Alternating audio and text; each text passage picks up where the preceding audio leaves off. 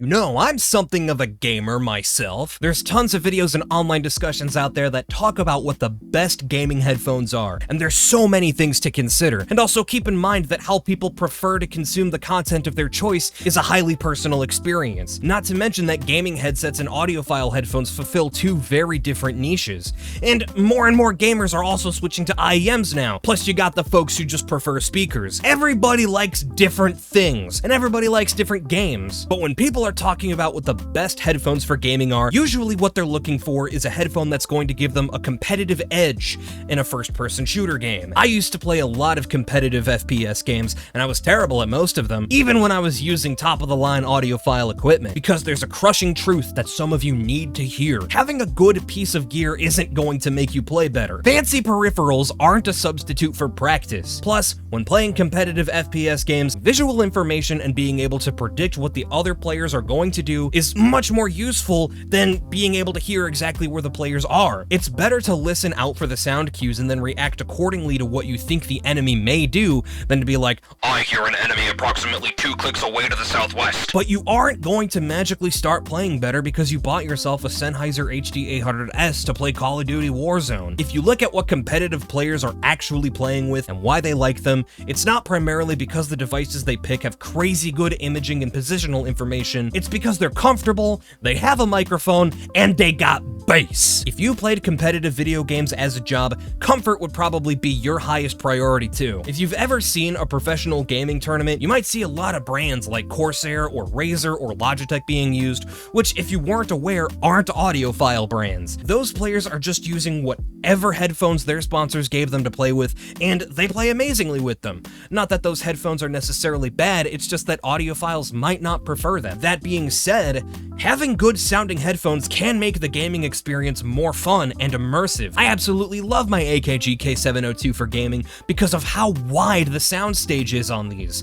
The positional information on this headphone is fantastic as well, but even with great positional information and a wide soundstage, I still end up placing in the middle of the leaderboard on Titanfall 2. I've kinda stopped playing competitive online games. I was tired of getting tilted at sweaty matches, and I realized that the more I played, I could feel it turning me into the WoW guy from South Park, and I didn't want to end up like him. It's like there's a reverse correlation between playing competitive games and touching grass. Halo MCC Ranked is too full of cheaters to be playable. I fell out of touch with Halo Infinite. I never really liked Battle Royale games, and Overwatch 2 was so disappointing, it immediately killed any desire I had left to play Overwatch ever again. I finally started placing in plat consistently, and then Blizzard shut down the servers and said, hey, go play Overwatch 2. We have co-op mode. Just kidding, it's canceled. And I was like, no, the co-op mode was the whole reason I was interested. You've killed this for me, Blizzard. Go choke on a bag of dicks. Titanfall 2 is the only online competitive game I really play anymore because that game is an absolute masterpiece. I play a lot more single player and co-op games now, and it's done wonders for my overall mental health. I recently just beat Hi-Fi Rush for the first time,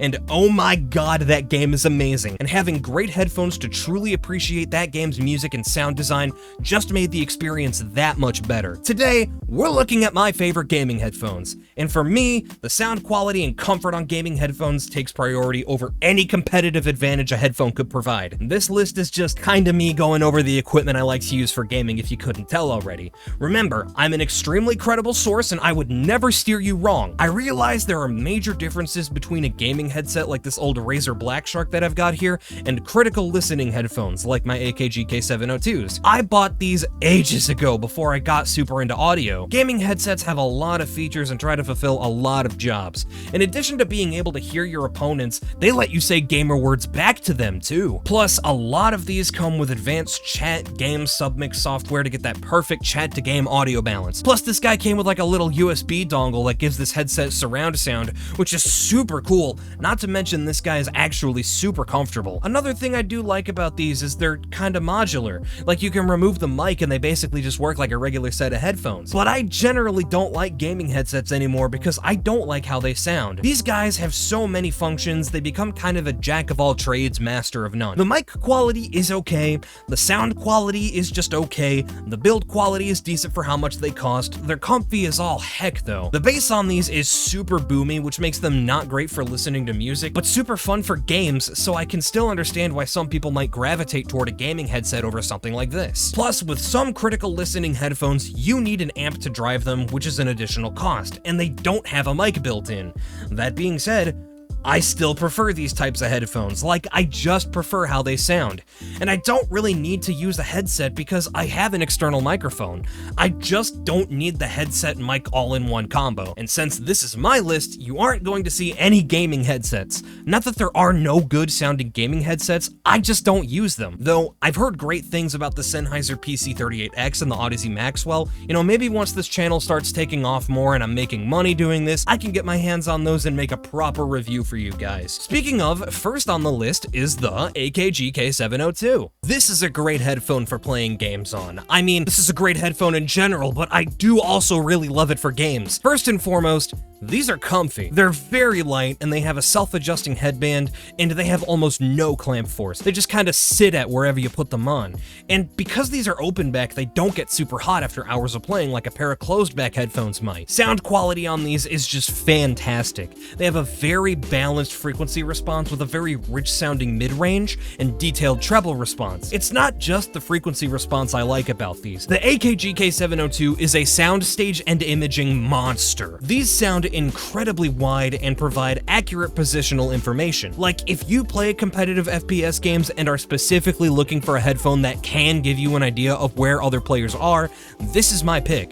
But again, it's not going to make you play better. I love these for open world games because they're able to immerse me in the environment to the extent where I just get lost in the world. You know, just walking around, taking in the sounds of the world and feeling like I'm a part of it. And then hours pass, and then you notice the sun rise through your window, and then oh shit, you stayed up all night playing Cyberpunk 2077. Meet Hanako at Embers. No, I don't think I will. These are just so detailed. Man, there really ain't no feeling like walking the streets in Night City while it's raining and just taking in the environment. It's awesome. The fuck is going on over here? I don't like this. Actually, you know what? You're coming with me. You're coming with me. To the window, to the wall. Are you done shooting me? Are you done shooting me, or do you want to get one more shot in? You're a goddamn psycho! What? How dare you? Actually, just for that, I'm throwing you. Goodbye. Fuck off. One reason I can see people not really liking this headphone is, well, it's a reference headphone and it's open back, which means it's not going to be very bassy. This headphone has more of a flat sound signature with some extra upper mid-range to kind of color the sound a bit, but if you want something that's gonna make gunfire and explosions sound super punchy, you might not like these. Plus, being open back, they're going to leak a lot of noise and let a lot of noise in, and you know, they require a quiet room to really make the most out of. But if you have a quiet space to play games in and don't mind a headphone that isn't particularly bassy, these are fantastic. Again, it's in the imaging and the sound stage where these shine, and they're just so good for giving you that immersion if that's what you're looking for. The only thing I'm not fond of on this headphone is the build quality. It's just very plasticky and kind of rickety, which for under 200 bucks is forgivable, and you can often find them for under 200 bucks on Amazon. But you know, if you were to buy these directly from AKG, they still want like 400 bucks for them,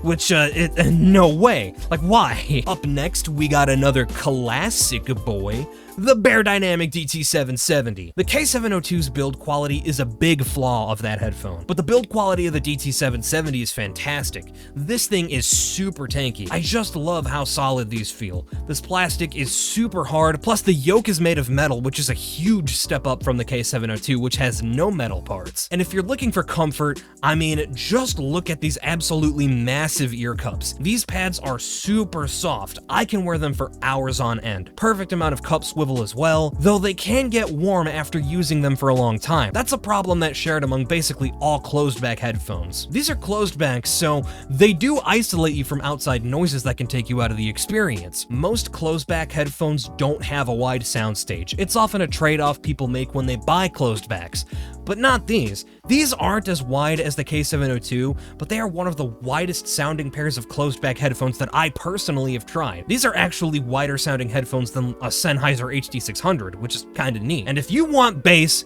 these got da bass. The bass presentation on these is a little different than other bassy headphones though. A lot of gaming headphones have a bump in the frequency response in the mid-bass region. That's what makes things sound super punchy and exciting. The DT770 has a bit of a scoop in the mid-bass, but they have a boosted sub-bass. What this results in is a bass presentation that isn't so much punchy, but rumbly. Like you can hear an explosion go off nearby in game and you can feel the vibrations that sound effect made. These also have a really sparkly treble that for a lot of people might be a bit spicy for listening to music, but I find it's super good for bringing out the little details in games that I otherwise might not notice. I just find that it makes subtle sound effects you might not notice more pronounced and a bit crispier. Plus, I know competitive gamers like headphones with extra top end because it makes things like distant gunshots and footsteps more noticeable.